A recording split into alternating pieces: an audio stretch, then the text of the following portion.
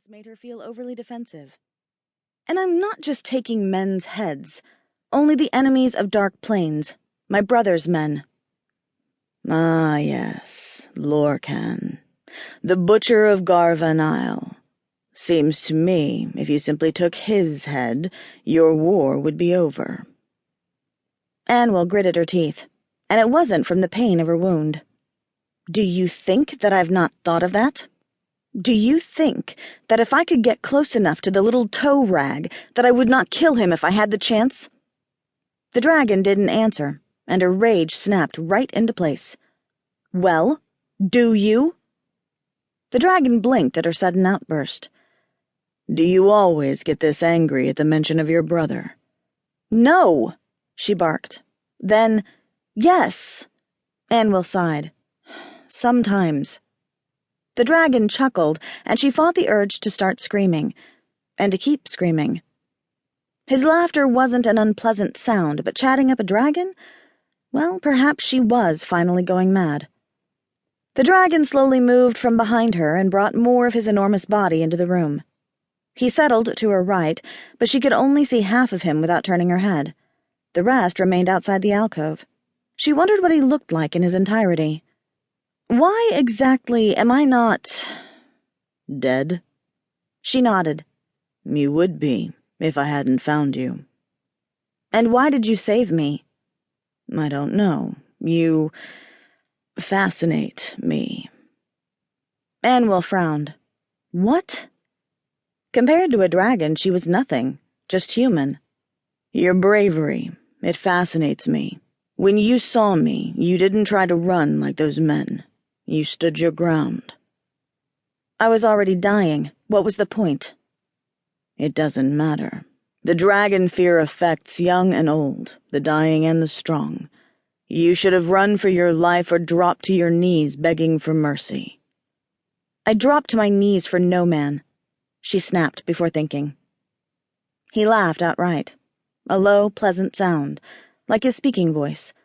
Shame it belonged to a monster. I'll keep that in mind. He chuckled as he carefully turned his big body, his head coming frighteningly close to her, and walked out of the chamber. She watched as his tail swung into the room, its sharp end grazing against the stone walls. She tried not to panic when she realized that his tail alone stretched the length of at least 2 of the tallest men in her troops. I will send someone to help you up and get you fed. A man? What? The dragon slammed his large head into the ceiling. Annwyl lowered herself back on the bed. That had just been a dream. Nothing. I'm tired. Then you best get some sleep. Wait! He stopped and looked over his shoulder at her. Annwyl took in a deep breath. Thank you for saving me. You're welcome, beautiful one. He started walking again. But don't get too comfortable. He casually tossed over his shoulder. Who knows what I'll make you do to repay me my kindness? Annwyl leaned back against the soft bed and felt a shudder run through her. She just wished she could say that she shuddered from fear or, at the very least, revulsion. What truly worried her was that it felt like neither. Fearghus rubbed the fresh bump on his head. He'd heard about Annwyl the Bloody's rage, but he had no idea how overwhelming it could be. Her angry bellow was damn near as powerful as a dragon's roar. No wonder she hadn't defeated her brother yet. He terrified her. He could tell from her overzealous rage at the mere mention of the man. If she faced Lorcan now, even if her body completely healed, he doubted she would defeat him. Either her anger or her fear would get the best of her.